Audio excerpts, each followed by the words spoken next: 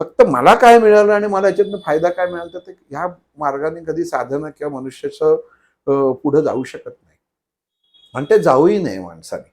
कारण नशिबात जे दिलेलं आहे ना, ते घडणारच आहे. म्हणजे काल एका डॉक्टरांकडे गेलो होतो. तिथं तर एकदम म्हटलं, "काय?" म्हटलं, "काय इंजेक्शन घेऊन डॉक्टर यायला 2 तास लागतायत. अजून एवढा वेळ थांबलोय." शेवटी काय म्हटला, "परमेश्वराने माझे जेवढे श्वास दिलेले आहेत, तेवढाच मी जगणार आहे.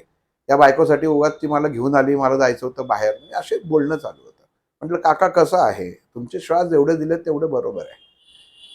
पण एक-एक इंद्रिय खराब होत जर तुमचे जर ते श्वास तुम्हाला मिळणार असेल ना, तर त्या वेदना आहेत ना," म्हटलं. "ते श्वास नाहीयेत. मग त्या वेदनातनं मुक्ती होण्यासाठी तुम्हाला डॉक्टर पाहिजेत."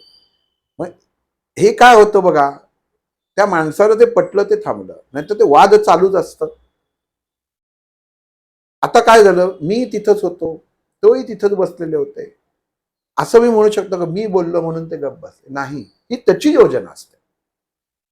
हे आपण कधीही स्वीकारणं गरजेचं असतं. आपण कायम आपल्याकडे कर्तेपणा घेतो, की भगवंतानी तिथं बरोबर केलं, ती जोडी बरोबर समोर आणली, त्याच्यामध्ये त्याच्यातनं हे झालं, त्याच्यात ते झालं. आपण देऊन मोकळं. म्हणून त्याच्याकडनंही मला शिकायला काय मिळालं, की मनुष्य किती अस्वस्थतापणा होऊ शकतो. मनुष्य स्वस्थ का असावा आणि नसला तर किती त्रास होऊ शकतो.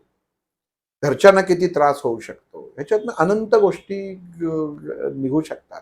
म्हणून परमेश्वर जी कृती प्रत्येकाच्या जीवनात करतो ना, ती उत्तमच करतो.